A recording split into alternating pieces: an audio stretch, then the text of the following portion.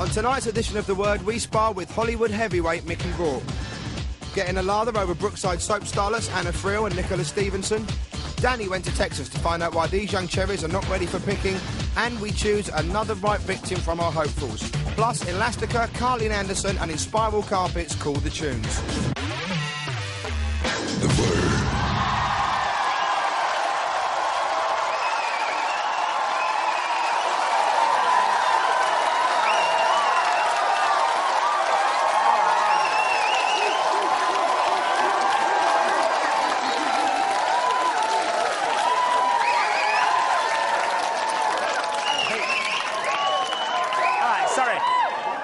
Thank you very much. Either I'm turning serial killer or someone's shouting in my ear. Welcome to The Word again. Now, I should say also on The Word tonight, special guest E17. Welcome. And we've got their Svengali-type manager, Tom Watkins, as well. But this show gets raunchier and raunchier every week. It's the government guidelines, you see, back to basics. I think Timothy O, though, when he went back to basics, it meant he'd only use the missionary position. Too true, too true. Well, guys, we've got a little surprise in store for you tonight because we're going to be embarrassing a couple of you, so you better start shaking because we're going to be reuniting you with the person you lost your virginity to. So start... Look at them, they're all shaky now. You better start shaking. We'll find out later who they are. Now, I should say that one of our presenters tonight is off ill. Shame, innit? It's like a pantomime, isn't it? He's behind you, 10 miles and still no sign of Dick. It is, in fact, Miss Tool Army 1994 herself, our Hufty. Hufty, what's the matter with you? Oh, hiya, Terry. I'm not very well. I should have been in Miami, walking along the beach, looking at bronzed bodies, but I got this terrible ear infection. I had blood gushing out my ear, had to get a doctor, said, can't fly, Hufty. So here I am, in me bed, very sick. Ha! But you're at work and I'm in my bed. Ha! This isn't work, darling. This is a vocation. I should say, it's listen to all them funny accents up in the northeast, though, innit? Give anyone an earache, that. Oh, cheers, Terry. Thanks very much. But seeing how you're in my bedroom, I want to show you a couple of things. This is me Bontempi organ. You are. It's excellent. I can play this, you know, Terry. Do you want a bit?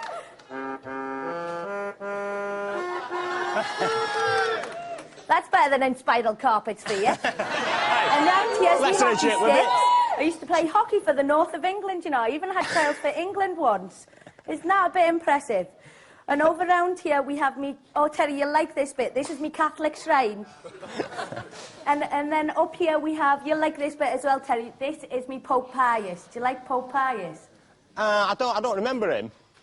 That's a good one, eh, Terry? I really don't. I don't remember him, but I'll pray for me, won't you, tonight, Hufty, while you're there at home in your bed. And I'll remember you in my prayers, too. Lovely. Hey, listen, thanks a lot, Hufty. Stick around. We'll cheer up. She's out of bed already, so I reckon she's wagging it a bit. Our first guests tonight are a double act who, despite their tender years, are currently taking part in one of the sauciest and steamiest scenes and roles on primetime British television. Take a look at this. Waif-like student Beth Jordash helped to murder her dad and now he's buried under the patio. Shy, retiring nanny Margaret had an illicit affair with a priest. Now the question every soap fan's asking is, will our Brookside babes come out of the closet? Shocked? It's all in a day's work for actresses Anna Friel and Nicola Stevenson. Welcome to The Word, girls. Welcome,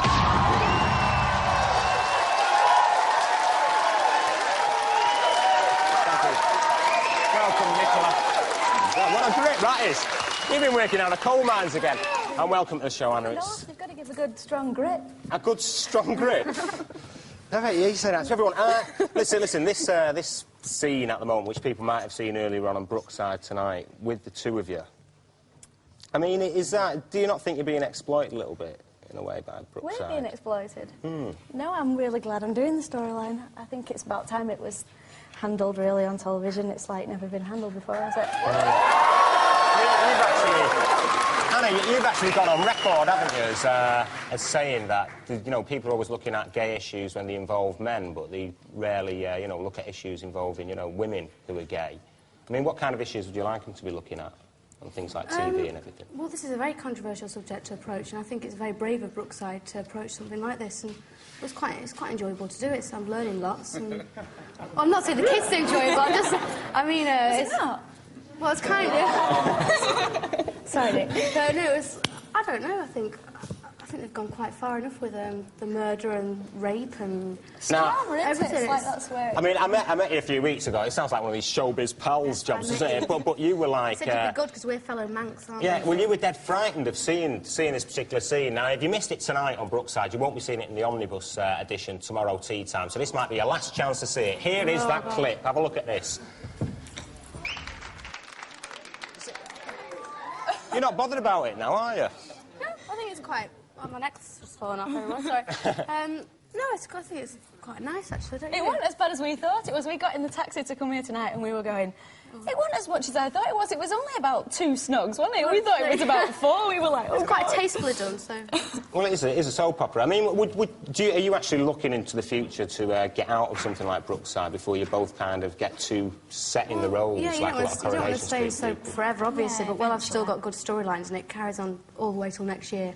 And obviously they've got to tackle the body being found up, because it's getting a bit smelly at the moment. So. But I don't know, for the foreseeable future, I'm going to stay in it. I think the programme's doing well at the moment, so it's not really like a big thing round your neck, like, oh God, I'm in a soap opera, I'm going to get typecast, because the show's doing so well, and because it's on Channel 4, it's not like you're not as famous, shall we say, as if you were on something like Coronation Street, where everyone knows you. But you are. No, I mean, I'm just thinking you are becoming like heartthrobs now on Brookside. I mean, your boyfriend works on Coronation Street and was on Cracker, wasn't it? And everything. Does that make it difficult that you go out as like a celebrity couple? No, God, that's an awful There's nobody taking any notice of you then when you go out in Manchester? Yes, you got chatted up by a girl when we were out in the gay club, didn't you, before? No. She did? I don't know, I don't know. I seem to walk around with my head in the clouds, I don't really notice it. I'll pay for your coat in the cloakroom.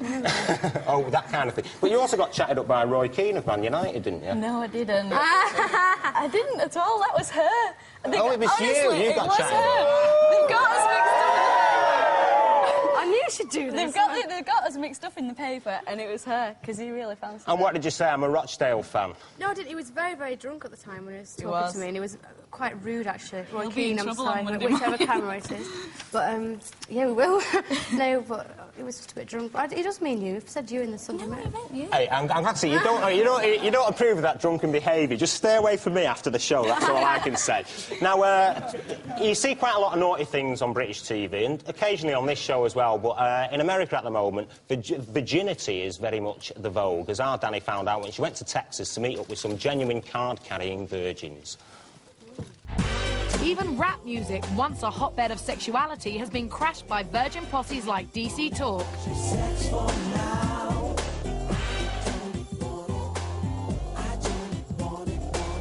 Well, here we are. It's all very exciting because this is the moment when Tony will get up and show us all just how committed he really is. Virgins, and they never leave home without it. Deep in the heart of this virgin host was Tony, eagerly awaiting some words of wisdom.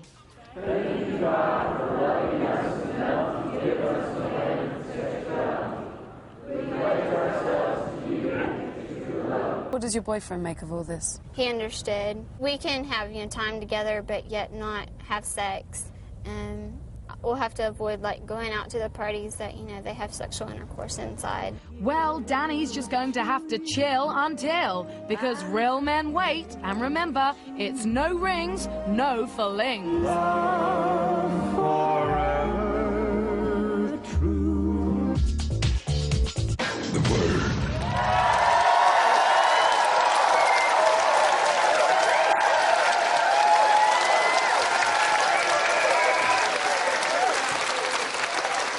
I'll tell you what, I think they're a bit balmy, the Yanks. I mean, over here, there's loads of people who are still virgins when they get married and stuff like that, but they don't form like a little club about it, do they? I mean, when I was your age, I was still a virgin, so I'm not even going to ask you, because I'm just going to assume that you are. do you think the Yanks are a bit mad like that? Oh, they're all balmy, aren't they? I mean, as if you did... It's a personal thing, isn't it? But the Yanks have to form a big thing about it and say, oh, we're all virgins. About half of them aren't, anyway. Proud of it, shouldn't they? Crazy. Listen, you're going to stay with us because we've got you to give a special award to our hopeful a little later on. And Hufty, what do you reckon? Did that touch your heart? I can't hear a thing you're saying, Terry, but about that virgins thing, God, that's really weird. First of all, they have Madonna, selling sex everywhere and all that business, and then they have, all this virgin business. I don't know. Americans are weird, that's all I can say. But I'm still a virgin, Oh, just shut up, you. You're causing trouble, aren't you? Listen, when it comes to the old crunch concerning virgins, it is crunch time for someone in the audience. Danny. That's right, Terry. All week we have been researching how our studio audience here tonight lost their virginities. And well, one of the more bizarre stories we heard about was the mother who got her best friend to take her son's cherry away. Well, I mean, 17 years old he was. I mean, pretty lucky, actually. But let's have a look over here. What's your name? Emma. Emma, and how did you lose yours? If you've lost it. Story, yeah, but didn't get Where was it? Well, with a friend, but we don't like to say much about it, really. Obviously more than a friend now, eh? No, not really. All right. Let's go over here then, guys. Hello there. Hi. What's your name? Rachel. Rachel, and how did you lose yours? Oh, it was a bit of a holiday romance now. Well, look at them all. They're all getting all nervous. Who's it going to be? Just between you and me. This is, you know, not going out at all. No, this is just rehearsal. Let's get someone else. Hello there.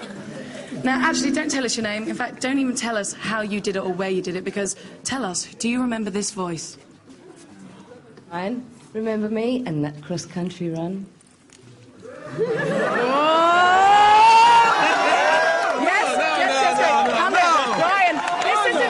This is in fact Ryan Chandler. Now, that voice you heard while you were bunking your cross-country run. So, bring on down Veronica Campbell. Here she is, Veronica. Now, where did it all happen, Veronica? Where did it all happen? Well, it was a bit embarrassing, really. It was actually at the park. I was supposed to be at school. And Hannah, how long you haven't been seeing each other for? Come over here. I've been seeing them around about 8 years. 8 years? So was it as good for you both? How was it for you? Well, it worked for me. And you? Bit quick, really. But Oh, bit quick. Well, all I can say is watch out, you guys, because there's going to be someone else we're going to be surprising later on. Anyway, coming up in part 2, we're going to have the music from Elastica, E17, and Terry will be meeting the boyfriend who has to find out who his girlfriend lost her virginity to. Don't go away. Woo!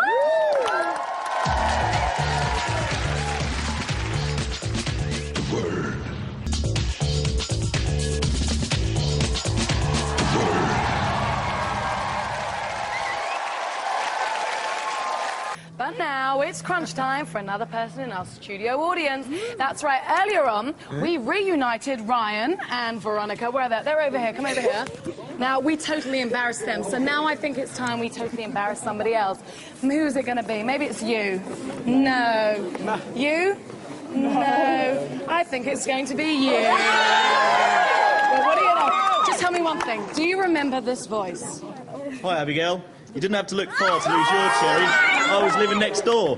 That was the voice of James Caldwell, your first lover. Come on in, James. Where's James? Where is he? James. Oh, here he is. James, come on over here. Don't go away. Abigail. Say hello. Say hello. I hate you so What happened? What happened? Tell us what happened. Come on. Where from? Oh, how did you lose your cherry? We want to know. It's quite easy, really. This person moved next door to me. It ruined my life. What happened? What happened, James? Well, she was great. It's just she's a bit of a bitch now, really. Whoa! Well, all I can say that... Well, you can run, but you certainly can't hide. Terry, watch out. Oh, yes, lovely stuff. And we've got more Virgin fun later in our very special Virgin game show, the Cherry Picker Challenge. That's coming up later. But my next guests tonight are, I suppose, the heartthrobs for many a young Virgin girl out there. Please welcome E17 and their Svengali manager, Tom Watkins. Listen. Meet E17, the nastiest EastEnders since 3010. 4 diamond geezers hailing from Walthamstow and named after their postcode. These bad boys have really done good. Masterminded by ex-Bros and Pet Shop Boys manager Tom Watkins, E17 are now firmly on the map. Welcome to the Word Boys.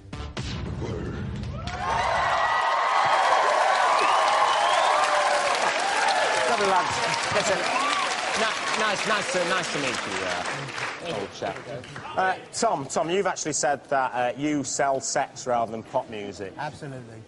So which one of these guys out of these 17 grabbed your eye the first time then? Well, I slept with all of them initially, do you know what I mean? Tony, I knew him for years. He danced for us with Faith Open Charity, who Danny knows only too well, and we picked up the boys from that show. How much money did you actually make out of Bros? Because they've, like, sort of faded into poverty and oblivion, haven't they? Well, we rip everybody off, man, so it's a lot of dough. A lot of dough. I mean, did you think he'd rip us off, or did you actually think this guy can make us a lot of money, Tony? Yeah, I think he can, and he has done. I've got £350 in the bank now. What, £3 or 350? I mean, you also managed Danny, as Danny said before. Sure, yeah. Did you make Danny a few, Bob? Well, not really. Girls have always frightened me to death, and she was certainly no exception, you know. Well, we tried very hard.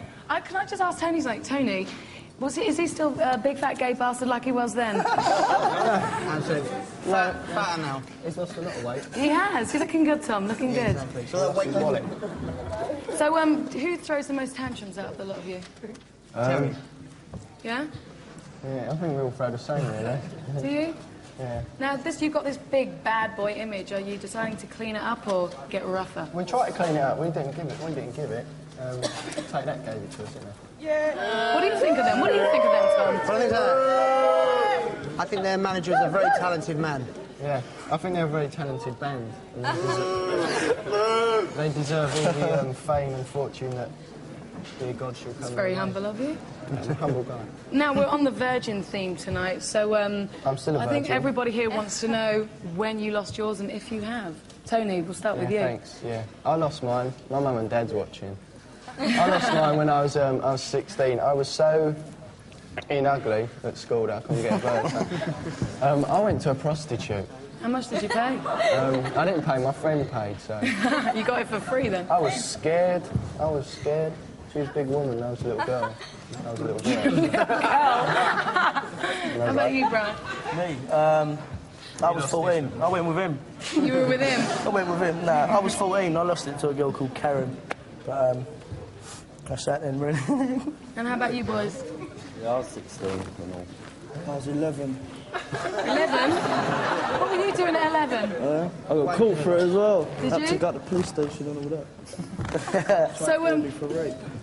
well, you guys are going to hang around with us for the rest of the show? Yeah. Excellent. Anyway, now we're going to be hearing a band, which is going to be coming up later on. They are called Carleen Anderson. Yeah. And I think, first of all, though, over in America, they have this people who are dedicated to committing random acts of kindness. And we do too, because take a look at this. Welcome to the Hopefuls, people who say they'd do anything to get on television. Meet Carol from Halifax. She runs a video shop and her fiancé plays in a local rock and roll band. Her brush with stardom involves a bath full of fresh horse manure and cow's urine.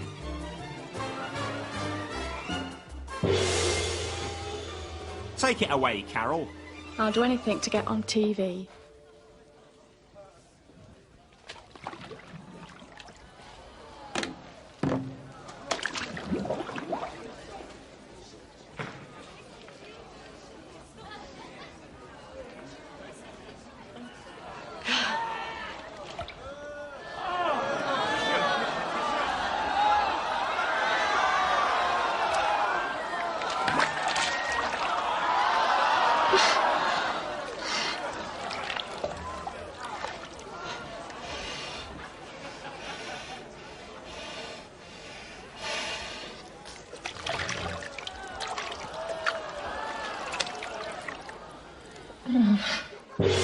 Well done, Carol. You're a star.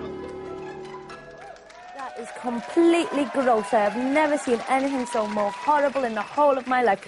That's put me off my frosties. I'm feeling sick anyway. That's just made me feel completely like puking. Back to you, Danny. That's horrible. Well, I think our hopefuls' consistent grossness beyond the call of duty deserves some reward, don't you? Yeah.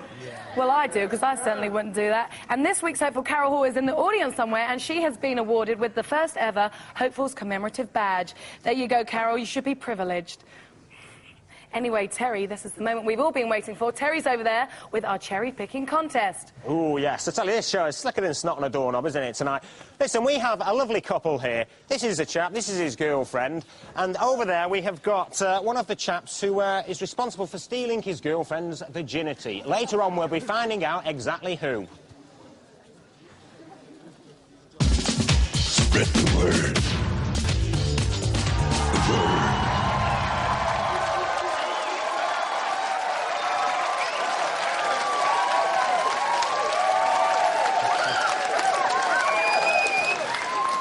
Yes, welcome back to The Word. Now, as we saw in Danny's report a little earlier on, virginity is back in fashion in the States. But what do we here in the Word studio make of virginity? A top game show, that's what we make. We have here a loving couple. We have Philip from Cirencester. Well, Philip Harmon. Really lovely name, isn't it? Harmer. Yeah. Harmer, yeah. Harmer, right. Yeah. OK, Philip Harmer from Cirencester, Wurzel country, and his lovely girlfriend here, Lisa. Hello, Terry. Lisa Marsden from Watford.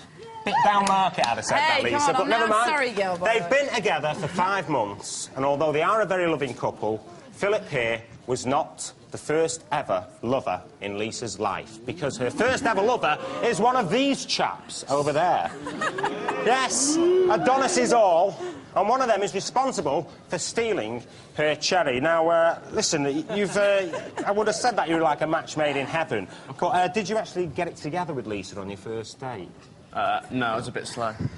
No, why don't you tell him the truth, which was I got so drunk I fell asleep on him. And so when did you get it together then, Lisa? About the 5th time after, I think, I let him sort of... A quality girl, that's very good. You held out. I did. Not a lot of girls in Watford would have done that. Now, one of the, as I said, one of these good-looking Adonises over there had the honour of taking Lisa's virginity, and we've found out about your first date, how long it took you to get round to it. Now, the cherry picker challenge that we're going to set you tonight, Phil, is to deduce which one of these 3 thrusting young studs is responsible. Lisa, of course, already knows. Well, I hope you do. Yeah, in your memories there. Yeah, and we're going to reveal which one is the cherry picker. Now, what sort of bloke would you imagine would have been responsible for stealing Lisa's virginity? A very caring one. A very caring sort of bloke, but looks-wise, Looks, you know. roughly like me. You know, handsome and with it. But all I know is his name's Jamie, and they did it in Watford, you know. Jamie, and they did it in Watford. Now, I mean, a lot of people, I mean, don't get us wrong, we're not setting you up here, Lisa, because a lot of people say it's the last man in your life that's the most important. Of course. Isn't it, rather than the first? Oh, I'll let you know, Terry. But you never forget the first, do you, love? You never forget the first, do you?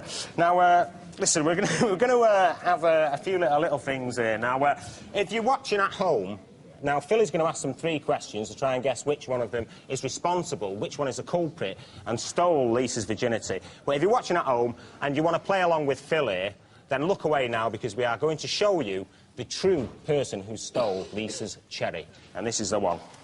There you go. Now, it could be all 3, of course, but it isn't, I'm glad to say. Now, Phil, you've got some questions. Yep. It's your knowledge of Lisa, and you're looking for that in their answers, aren't you? So do you want to fire away with your first question? Yeah. I first did it with Lisa at my house in Cirencester.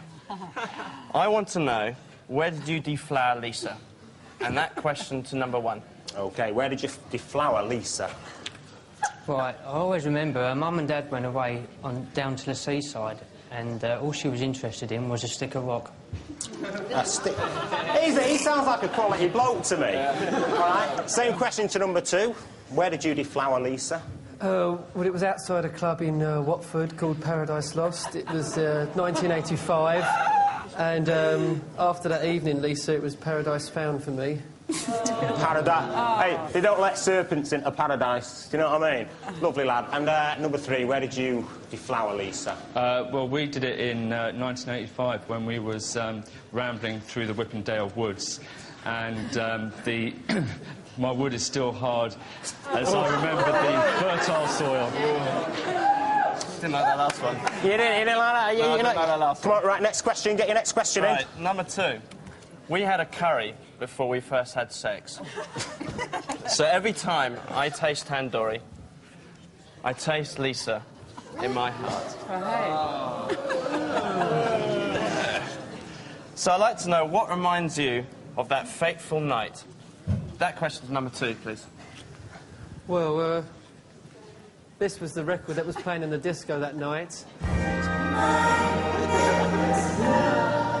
Oh, lovely. Endless Love. That man is a top rider. Number 3. What little reminder have you got of that fateful night? Well, when I did it with Lisa, she was wearing... Well, in fact, she wasn't wearing these very sexy cycling shorts. And whenever I see these, I always think of Lisa. When I see shorts as tight as that, I just think thrush. Number 1. Right, Lisa thinks I look like a cuddly toy, so every time like I see a cuddly toy like that one, it reminds me of the first time when me and Lisa got together. That's very sweet. That's very sweet. Now, listen. We don't want you to make your mind up yet. You've got one more question, but have you got a bit of an idea? Or do you think it could be any of them, really? It's probably all of them. All of them. No, listen, be a bit romantic. Come on, third question. I've got a rough guess. I think you need another question, don't you? Yeah, well, I know that Lisa enjoys sex. Well, at least she does with... Well, at least she does with me, anyway. She is not... Hey. No, carry on. And she is not a shy person when hiding her noisy delight. So what noise does she make with you? And that question is number 3. Well, when we did it, we was in the woods and she was howling like the wolves in the background. Which woods was this in? Wolves? Right, number 2. What noise did she make while you were making love? But it was kind of like, yes. Right. It was all over then. Rings a bell. You see, top rider, that man, number 1. Well, with me, all she done was looked at her watch and went, huh. That was it. You know, I think I went out with I've been out with your sister, I think, as well. Listen, OK, only one thing. Actions speak louder than words. One last clue for you before you decide. Could number 3 come up and give Lisa a bit of a kiss? There he is. What a stud. What a man. What a hunk. Oh, the chemistry was there. Number 2, please, look at that. Whoa, look at that posing. But he's shoved something down his trousers, this guy. And number 1, please. He's got the boots on. Give it some welly, mate. Now, Lisa, under the sheets on the bed, please, while we find out if... We'll have a quick recap before you decide. Have a listen to this. Will it be number 1, who found his cockles and whelks not at the seaside, but in Lisa's parents' bed? Or will it be number 2, who says he found paradise whilst grinding his hips at the local discotheque?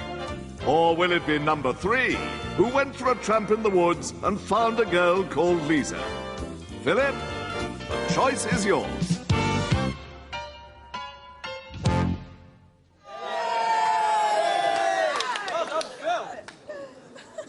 Hello? Hello? OK. So which one would you say it was out of the 3 of them? Number 1. Number 1. Will number 1... Was it number 1? Will the real cherry picker please stand up? What a top man he is! It was in fact... Get a bucket of water, will you? It was in fact, number 1, Jamie Coombs, a 30-year-old window cleaner from Watford. Now, there is a man who knows his all. Now, what you have won for winning our Cherry Picker Challenge... A night in the bed. ...is... No, listen, it's better than that. A candle-lit dinner. But not for 2, for 3. Because Jamie's going with you as well. And you also get one of these, and you get one of those. Thank you very much, Lisa. Thank you very much, Jamie. Well, while we get over all the excitement and jump around in the bed, you can have a look at this gossip.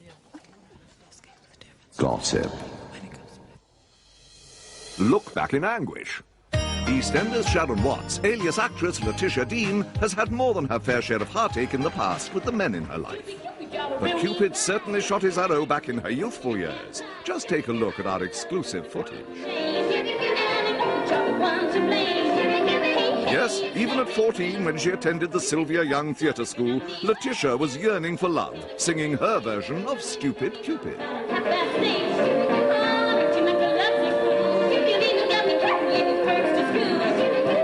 Great training for those karaoke nights down at the Queen Vic, eh, Letitia?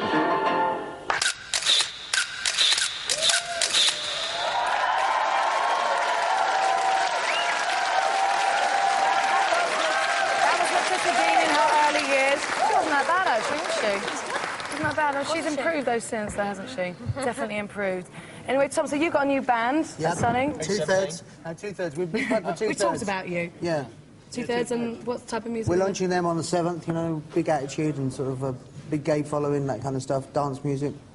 good guys. Brilliant. Well, thanks for coming on. And girls, any kind of secret gossip you can tell us about what's coming up? No, what can we say? Well, Margaret's and Beth's relationship carries on. There's a sort of a few. Yeah, we see all the consequences of it, and it doesn't just end like anything in Brookside. You don't see anything, though. You're not allowed out. You see forbid it, so you can't show much. Yeah, listen, Brad, I've noticed you always wear this hat, right? But, Oh, no, you're growing hair! That's cheating, though, isn't it? Because what it was, right, was I had locks, yeah? I had Yeah. extensions, then I had locks, and they was like down to here. And, like, I couldn't sleep with them.